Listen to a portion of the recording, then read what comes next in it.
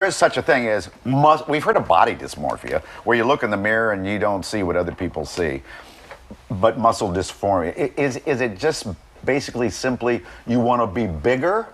Yeah, so I mean, you mentioned, muscle dysmorphia is basically kind of a subsect of the broader, dysmorphic disorders, right?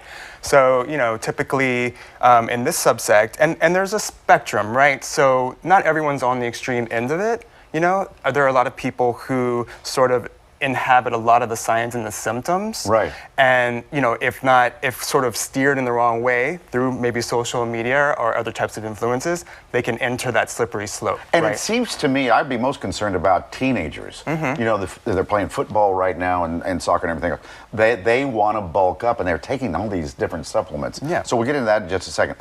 I've noticed too that people have a tendency is, okay, I want to look like that guy, so I'm going to radically change everything I'm doing today. Right. Bad idea. Right. It's not going to work. So, I mean, the thing is, to want to change your lifestyle and become healthier, you want to sort of be able to promote the foods that are already comfortable, familiar to you, and be able to let those shine through. And how can we increase the nutritional optimization of those foods rather than just going home, throwing the fridge out and just buying all new foods that you've never had before, you're not familiar with, you don't know how to cook them, you don't know how they taste, and you'll probably not be as successful. Can we get all the nutrients we need from food? We can. We don't.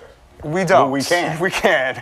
Obviously, there are certain people who have, specific chronic illnesses where they might have issues with absorption of certain nutrients from their food, different types of medications that counter affect the absorption or don't allow them to eat certain types of foods. If you have the money, you probably should talk to somebody like you, right?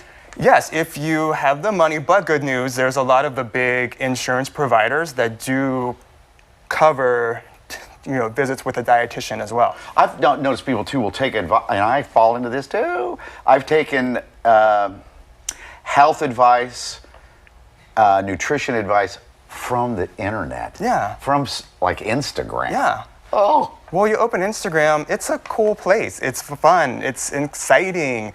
A lot of the people who are successful on social media platforms are people who are very open and honest about themselves, their lives, and their experiences. So people gravitate to that because they find a sense of belonging, someone who gets it, someone who's been there, someone who understands. Well, I get sucked in. You have somebody who says, I lost 50 pounds by doing this. Learn more, read more, buy now, shop now. Oh man, it's out of control. Because we only have a limited amount of time here. Yeah. There are tons of supplements that you can take.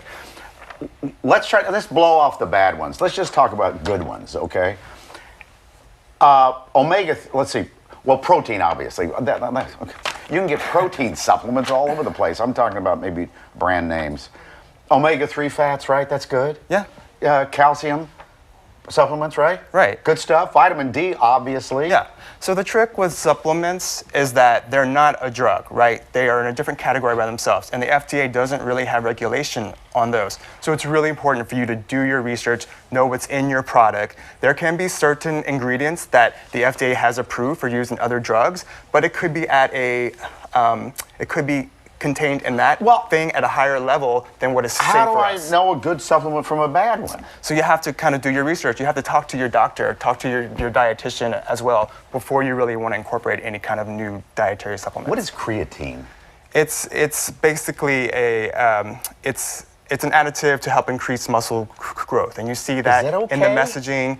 Well, I hear again, young people taking that. Again, it can be done in a safe way, right? But let's talk to our doctor. Let's find out. Let's look at the evidence, right? So you see a lot of these things, they make health claims. They have the research, the study. But who's behind that research? Is it the companies that are trying to sell the product and market it and profit off of it? Or is it actually based on evidence-based science? Can you do damage to yourself with a supplement? Of course. Of course. You can't overdo it. Yeah, there's always an upper limit, right? So even good things in a certain quantity can be bad. You're good. Thanks, Mike. Thanks for coming in.